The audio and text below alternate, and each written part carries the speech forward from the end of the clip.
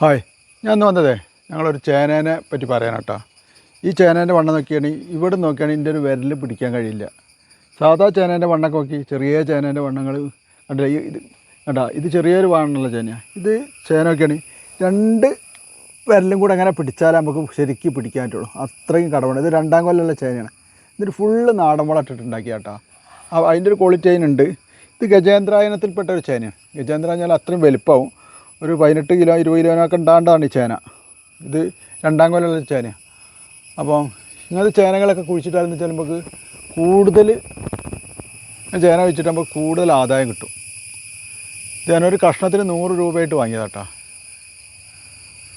കണ്ടില്ലേ, നല്ല അടിപൊളി ചേനയത്. ഇത് ഞാൻ കംപ്ലീറ്റ് ഇവിടെ ഇങ്ങനത്തെ ചേനയൊക്കെ കുഴിച്ചിട്ടാണെന്ന് വെച്ചാൽ കൊല്ലത്തിൽ 2 പ്രാവശ്യത്തെ പണിയാണ്. 2 അല്ല 3 പ്രാവശ്യം. ഒന്ന് കുഴിച്ചിടൽ, ഒന്ന് ഇതേമാതിരി വളട്ട് മണ്ണിടൽ, പിന്നെ പറക്കൽ. അത് മാത്രമേ ചേനക്ക് പണിയാണ്. മരുന്നടിക്കേണ്ട ഒന്നും വേണ്ട. ചാണകവെള്ളം ഉണ്ടെങ്കിൽ അത് പാർന്നു കൊടുക്കുക. അതെന്ന് വളരെ ഉഷാറായിട്ട് വലുതായിക്കോളും. കണ്ടില്ല, ഇതിന് വണ്ണം നോക്കി നിങ്ങൾ കണ്ടില്ലേ. ചേനക്ക് നല്ല വെയിലുണ്ടെങ്കിൽ ഇതിനെക്കാട്ടി ഉഷാർ. അവരുടെ വെയിൽ ലേശം കമ്മിയാണ്. അതിനുകൊണ്ടാണ് ചേന ഇത്ര ഇതായത്. ഇത്ര ഹൈറ്റാ. എൻ്റെ കൈ എത്ര ഹൈറ്റുണ്ട്. ഇത് കണ്ട എത്തണില്ല. ഇവിടെ വയ്ക്കാം, അത്രയും ഹൈറ്റായിട്ട് പോയാൽ. അതാണ് ഈ ചേനൻ്റെ വ്യത്യാസം.